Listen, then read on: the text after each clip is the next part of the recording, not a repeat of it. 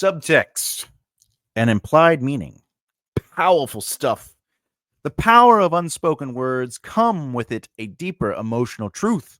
Oh, yes. If you've ever watched a movie or read a book where you just knew there was more going on beneath the surface of a conversation, you've experienced the magic of subtext. Now, it's what characters don't say that often tells us the most about their true emotions, motivations, and conflicts. Just like real people, we don't always tell you the truth, even when we're telling you the truth, because sometimes how we feel inside, we don't need you to know right now. We want to protect ourselves. Also, sometimes we're just trying to be nice. Yes, you do not look ugly in that dress, Bob. Okay. So today is about writing authentic dialogue using subtext and implied meaning. I'm going to basically explore how to use subtext to make your dialogue more layered. Layers. Okay. We'll talk about the subtle cues that can convey deeper emotions, how to create tension through what's left unsaid, and why implied meaning can often be more powerful than spelling everything out for your reader. Also, subtext allows you to craft intricate interactions that feel real, complex, and engaging, bringing your characters to a third dimension. Am I right? What I'm saying there, by the way, is ultimately dialogue feels fake when it's extremely informative or when it's too on the nose. But what is subtext? I'm sure you're asking. Subtext is the underlying meaning behind what characters say or do, the unspoken words and emotions that exist beneath the surface of dialogue or action. Sort of like, hey, this person's very helpful. They help without me asking. They must care about me. Subtext. It's what characters imply without explicitly stating, and it's often used to reveal their true thoughts, emotions, and motivations. Subtext. Subtext adds layers to your writing, allowing readers to understand what's really going on without being told directly. It can be conveyed through body language, tone, pauses, or even what a character chooses not to say. Subtext makes your writing richer as it mirrors the way people communicate in real life. Often saying one thing feels one way while truly feeling another way inside. Let's talk about a couple cues here. So this is three. Let's do five. Let's talk about subtle cues that convey deeper emotions, because subtle cues are the small but significant details that reveal a character's true feelings, even when they aren't basically telling you, "Hey, I'm mad at you. I'm so upset at you because you did X, Y, and Z, and I just really wish you didn't." Right? That dialogue is one choice. It is a choice, but there are other ways to deal with that. And these cues add depth to your dialogue and interactions by hinting at what's beneath the surface, allowing the reader to feel like they are involved in the discovery of their character's truth. So the first thing is, I'm sure you knew it was coming, body language. Body language, yeah. But I won't have my voice. But you'll have your fancy looks. And don't ever underestimate your body language. These poor unfortunate souls, so sad, so true. This one longing to be skinny. This one wants to get the girl, and do I help him? But of course, body language. A character's physical actions can speak volumes about their emotions. For instance, crossed arms might I'm going to use simple examples. Okay, crossed arms, might indicate defensiveness, while a character's avoiding eyes contact could suggest guilt or discomfort. Okay, these physical signals often communicate more than words could ever do. Let's see. Okay, ready? Hey, Thomas, did you throw out the garbage? Yes. Yes. Are you not sure? Or did you actually throw it out? Well, I mean, yes. Yes, I threw out the garbage. I don't remember actually. Okay. So all that is could be on the page, you know. He stroked his beard, scratching the side of his under his chin, avoiding the question, almost pondering a release of confusion.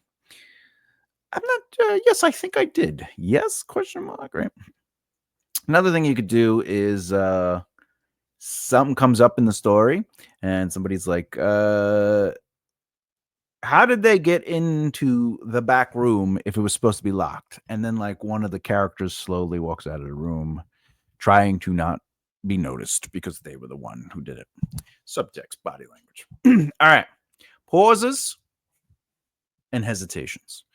Now, the way a character speaks can reveal subtext, pause, hesitation, stammering, can indicate uncertainty, fear, or internal struggle. I want to get there. Okay. For example, if a character pauses before answering a question, it might hint that they're hiding something or feeling, conflicted. Hesitations, pauses, stammering, dot dot dot, ellipses. You know, uh, the other day when you were, I don't know, it. Can I ask you something? I What you did to Mark. I mean, you should definitely be talking to Mark about this, but I feel you said you were his friend, and I just don't understand why. And I feel I'm out of place with this, but ultimately, what you did, what you did was wrong. Now, now, if you notice, I didn't even say what he did, and that creates the intrigue, and then it allows Mark to come out and say, I didn't do anything." Well, but it's because I forgot his birthday. I didn't do anything. I didn't do anything. All right. Facial expressions. Fleeting smile, a tightening of the jaw, or a furrowed brow can add layers to what a character is saying. Character might say, "Yeah, I'm fine." Yeah, while their clenched fists or tense expressions suggest I'm I'm super happy. Allow yourself to move. Okay, an eyebrow raise. Oh, really? Okay. You know, did you steal? Were you the one who took the money from the safe? No. No words needed. Eyebrow raised. I don't believe you. Tone of voice. The tone in which a dialogue is delivered can dramatically change its meaning. A sarcastic tone can imply the opposite of what's being said, while a flat or monotone delivery might indicate suppressed emotions or detachment. Okay. Uh, of course you threw out the garbage. I believe you 100%. Thomas said sarcastically. I don't know. I feel like you don't believe me. Why would you say that? His sarcasm continued to filter through his dialogue, his words, his intent. Okay. Um,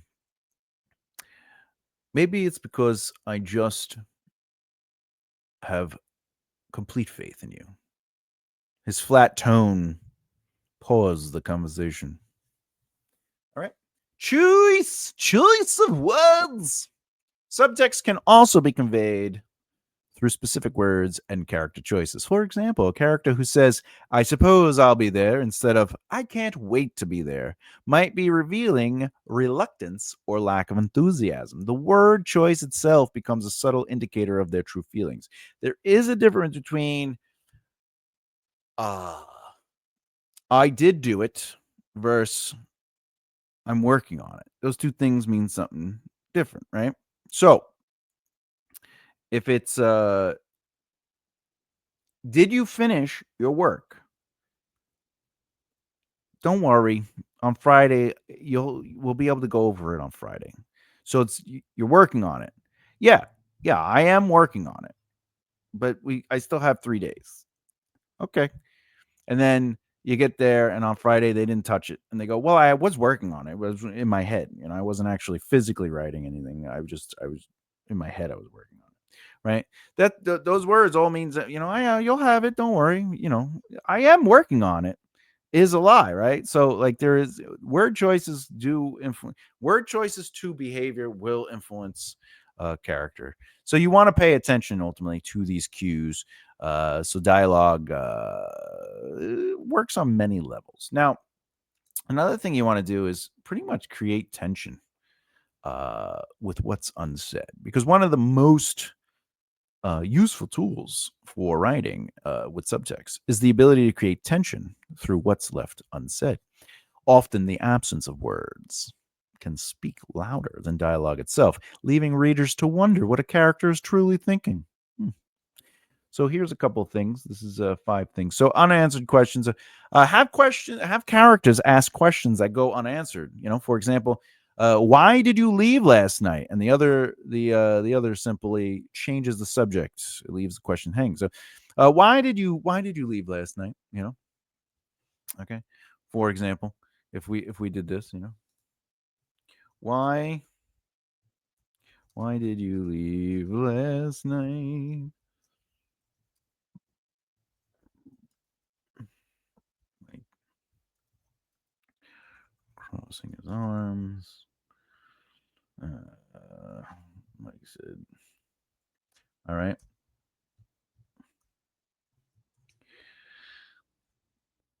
Mm. You're always trying to dig deeper than you need to. You're always trying to dig deeper than you need to. Dave laughed, shaking his head. Shaking his head. Whoa. Oh, what happened there? Huh. Okay. All right. So this is an example of unanswered question. So why did you leave last night? Mike said, crossing his arms. Dave laughed, shaking his head. You're always trying to dig deeper than you have to. Yeah, maybe. His brow furrowed. We'll use the things. Did I spell that wrong? Yeah. Okay, maybe.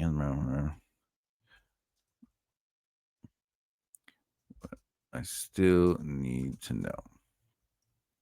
Sure.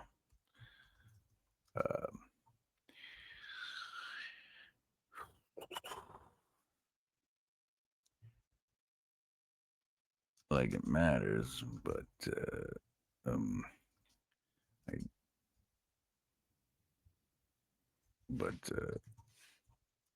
it's like you're watching me. It's like I don't know. You can trust me. Okay, I can trust. I can trust you as far as I can throw you. You fat bastard.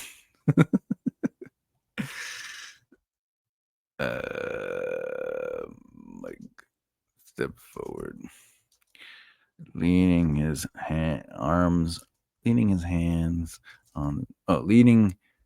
Yeah, leaning on the table, closer to Dave's face.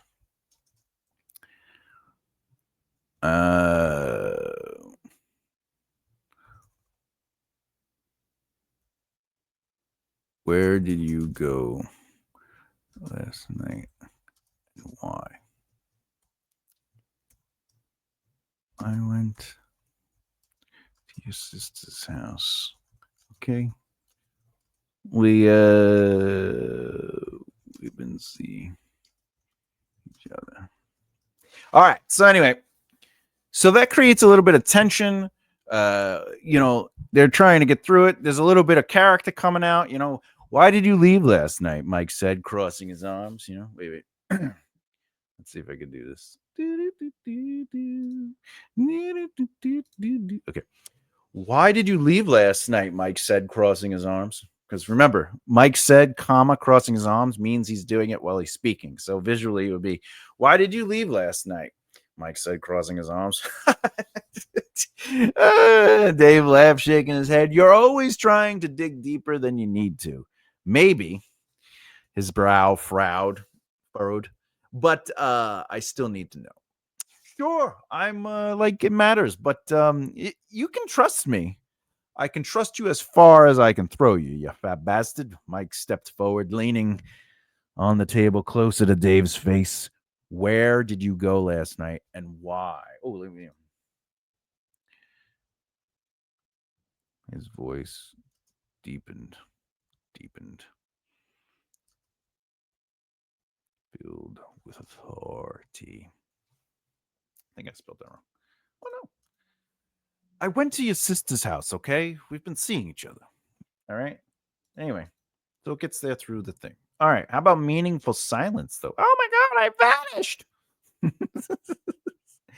Silence can be just as revealing as words. A character who chooses not to respond to a confession or who hesitates before answering can imply doubt, fear, or hidden emotion. These moments of silence can create anticipation and tension. So if we go back to this, why didn't you leave? Okay. So Dave leaned back in his seat, turning his head away from his friend. The outside. Oh, the outside. Wait.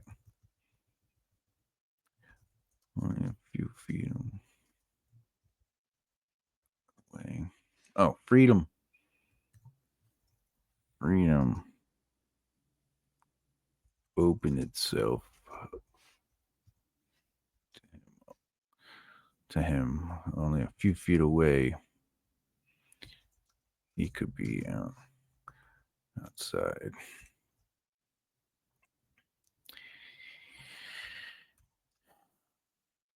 He rubbed the back of his head.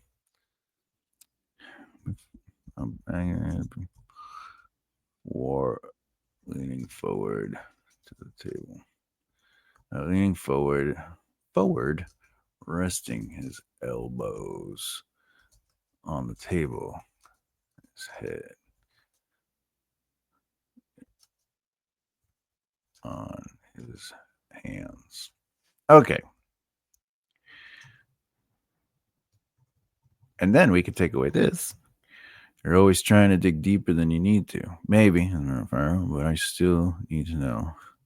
And then Dave laughed, shaking his head. Sure. I mean, like it matters. All right. So this long beat says, before he even speaks, says a lot. Says a lot, right? He probably doesn't want to tell him that he's been, snooping his sister. All right. So again, if we were going to wait, what's going on here? What's going on? Boom. So, Dave leaned back in his seat, turning his head away from his friend. Freedom opened itself to him, only a few feet away, and he could be outside. He rubbed the back of his head before leaning forward, resting his elbows on the table and his head and his hands, like this. Right? You're always trying to dig deeper than you need to. Okay, so there's movement, this silence. Okay. Then we could try something like indirect responses. Okay. So instead of directly answering questions or addressing an issue, have characters deflect or give indirect responses. So this is what this is. All right. Okay. This whole thing is the unanswered questions. However, this right here is the indirect response. You're always trying to dig deeper than you need to, right? They're not answering the question. It's, hey, why do you always worry so much, right? Whatever the case may be. So it's pushing away the idea. Now, actions instead of words. Characters may take action that contradicts their words, adding tension through the disparity. For example, right? If a character trusts you, right? Well, his body language is like, not so much. Which brings us to this.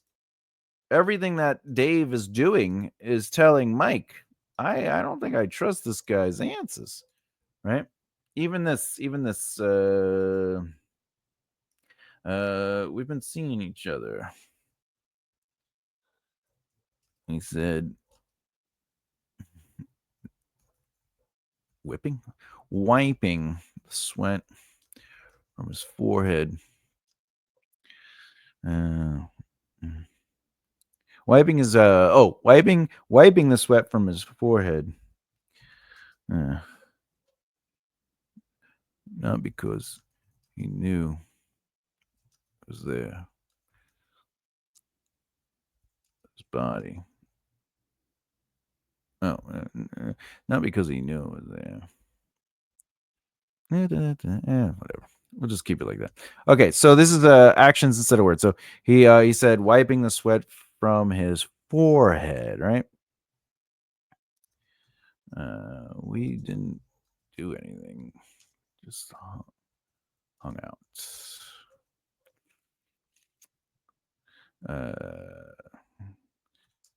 Chuckle.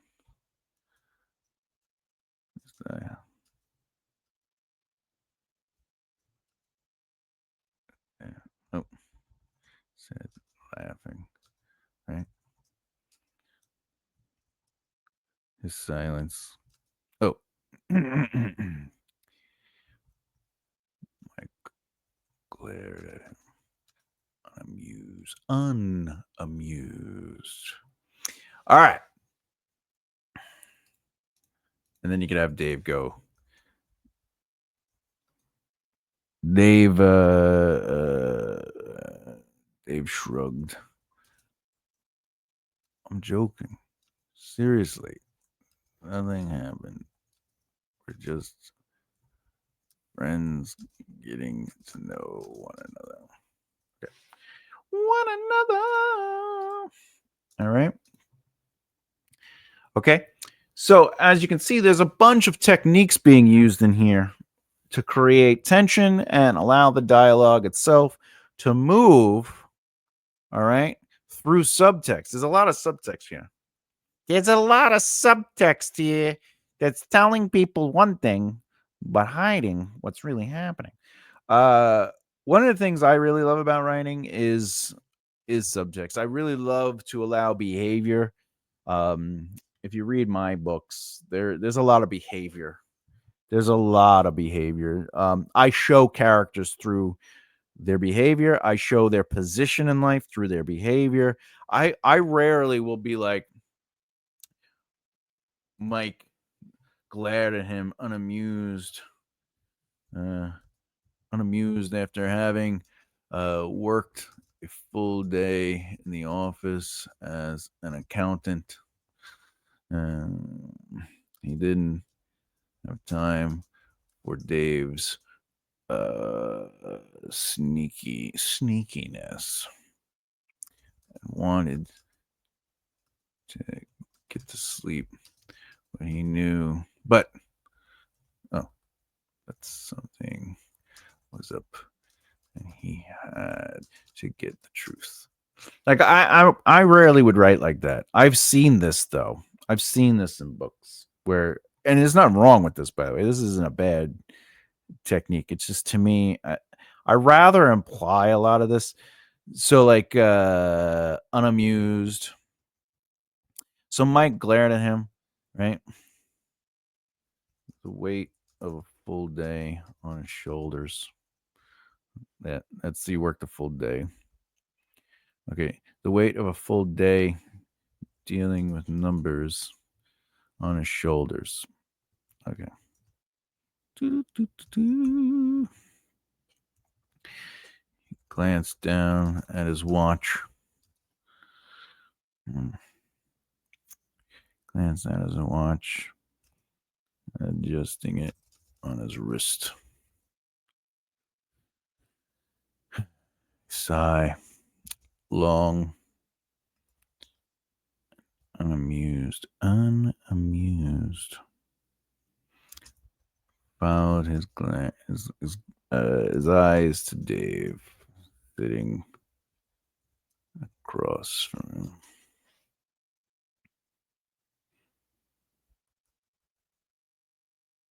Okay. So to me, this is more interesting. Obviously, it's the first draft. But Mike glared at him. The weight of the full day dealing. The weight of the full day. Actually, I'd probably even just be like the weight of the full day. The weight of a full day on his shoulders. Because what I would really do is we would learn that he's an accountant throughout scenes and chapters. I'd make sure that we know that he doesn't really like dealing, like he likes his job, but he's just like, I just want to come home and just go to sleep. So like all that would be informed or implied or shown, uh and then I don't need to really go into those deep things, right? The weight of a full day on his shoulder. He glanced down at his watch. So he's like, it's late, adjusting it on his wrist. A sigh, long and unamused.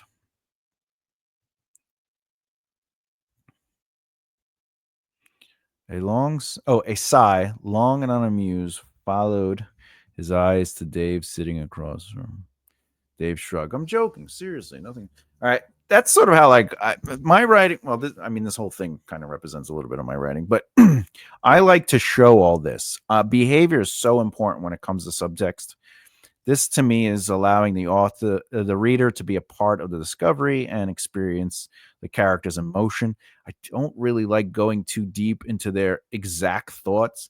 I don't like sitting here the way to the show and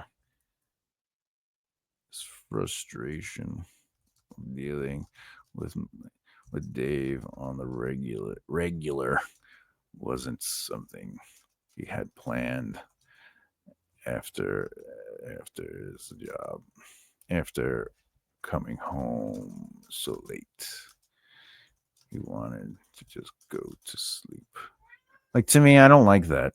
But I don't think it's bad. Like, if a writer does that and I'm doing developmental editing, I don't really if that's how they like writing, that's how they like writing.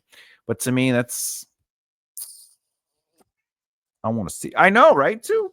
Even the cat. All right, last thing. Hints and half truths. Let characters reveal only part of the truth, hinting at deeper issues without fully explaining them. So this right here,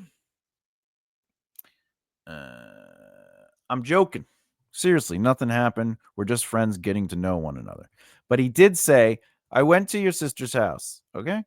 We've been seeing each other, he said, wiping the sweat from his forehead. We didn't do anything. Just hung out. He chuckled. At least I hung out. Right? Is that one word or two words? I think it's two words. Yeah, it's two words. At least I hung out, he said, laughing. Right? Mike glared at him. He said, I'm joking, because he realized that what he just said, even as a joke, was uncomfortable for him. So he's like, seriously, nothing happened. We're just friends getting to know each other. So this is a half truth. So they are definitely hanging out. They probably definitely made whoopee. Anyway, your job as a writer is to constantly find ways to intentionally leave out the direct information, but create breadcrumbs. Your job as a writer is to allow these characters to live on the page and be seen and experienced by the reader, and not so much told. There's a difference between sitting around a table and going, look, I want to tell you the story about a gladiator, and his name is Maximus, and we're gonna start the story off. He's like, on the field, and he's just like looking at a bird on a branch, and then his dog comes over to him, and then he's like, all right, let's go. And they go, right, like, you don't want to. And he was like a lot of weight was on him. He was concerned, and this is the last fight, and then hopefully I get to go home, right? All that. You don't want a story to feel like it's being told to you. However, how you write is how you write. There's nothing wrong with a style of writing. I'm just saying, on the deeper surface, remember, we're always trying to show the world and allow readers to experience the characters. Now, of course, I do believe in show, sometimes tell, because you need context, but telling should not stop the narrative, and telling shouldn't replace story. Because remember, all narratives are made of a plot and story. Plot is what needs to happen no matter what, and story is how it unfolds through the emotional experiences and choices of your characters.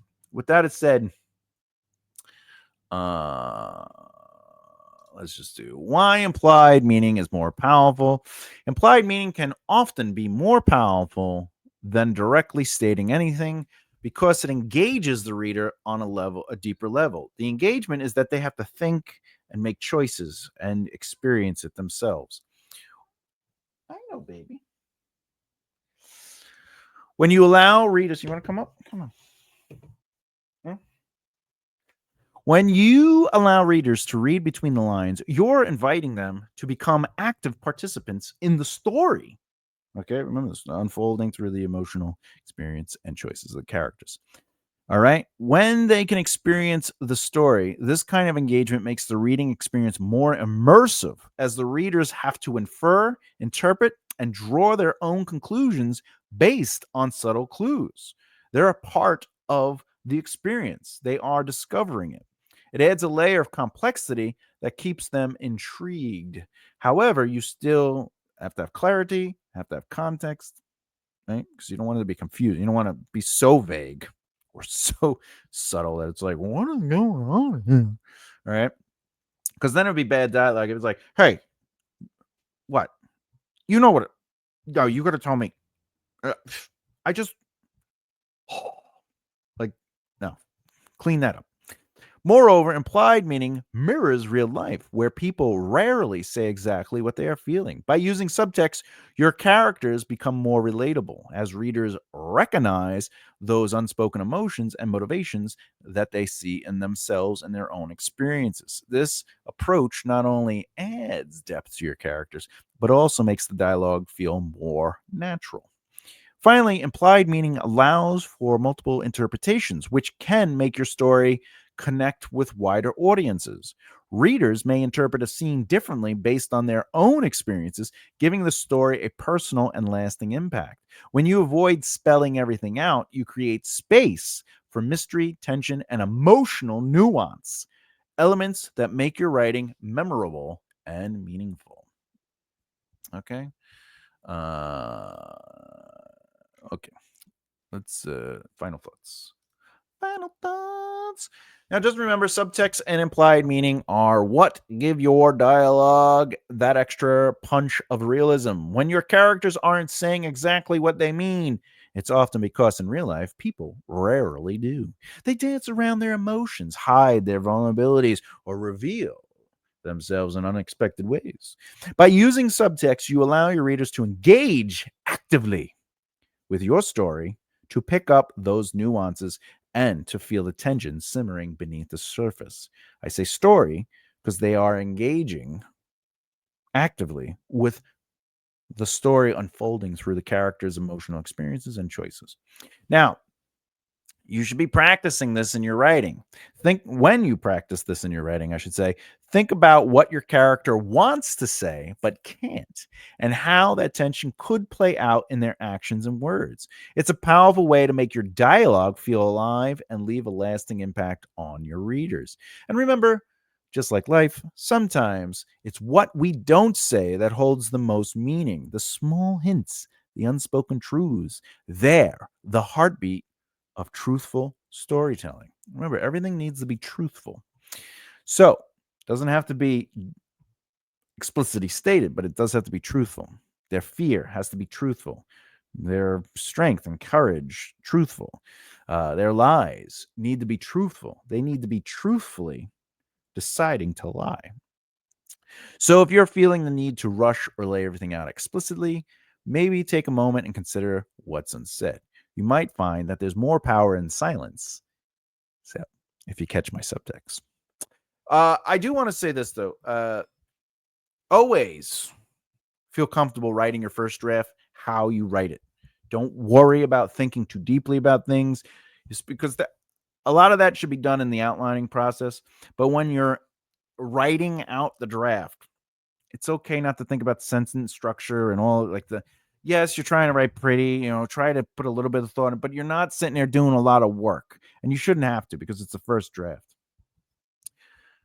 A lot of times when I write even my zero draft, when I'm just writing like random moments and scenes and beats, from there to even the first draft, I may just write it very surface level.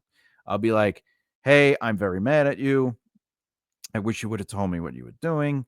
I don't understand why you're mad. Right. And I would have it like that. And now I know what, because, I might not get back to that chapter for a couple weeks because I write and chronicle it, right? I'll write a chapter and then write another chapter and then I'll go back and then right? And I'm always doing this, but I'm not worried about the prettiness of it, right? Because I'm just trying to get it out. It's the first draft for the zero draft. So I do the chapter, the next chapter. Then I go back and I clean up whatever I have to based on new information, make sure I'm seeding properly.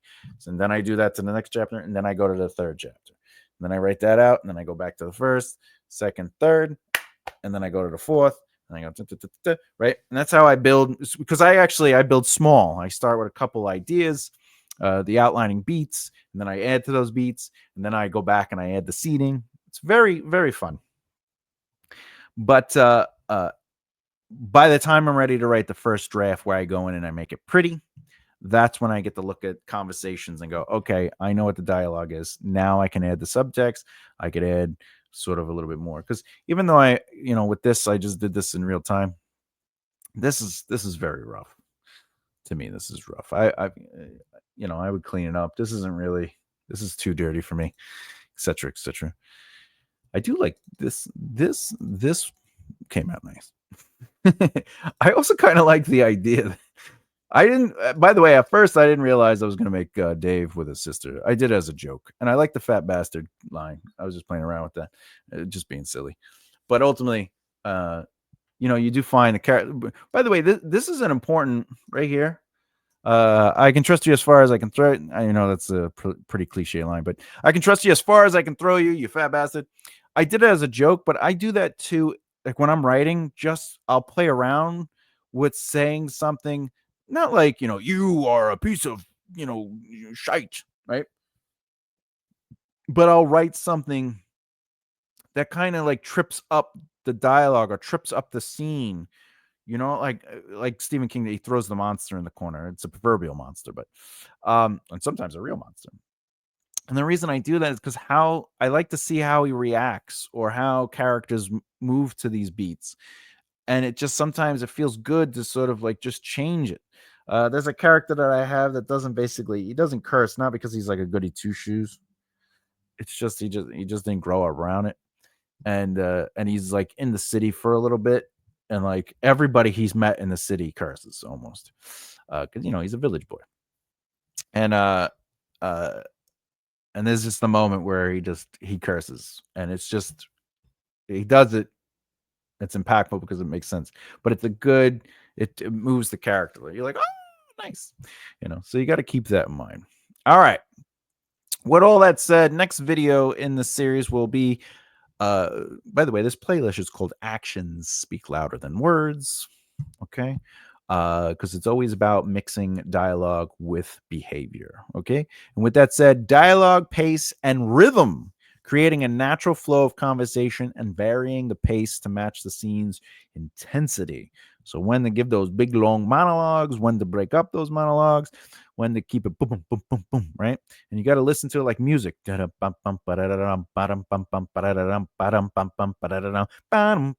So you gotta do that. Okay. All right. And then question.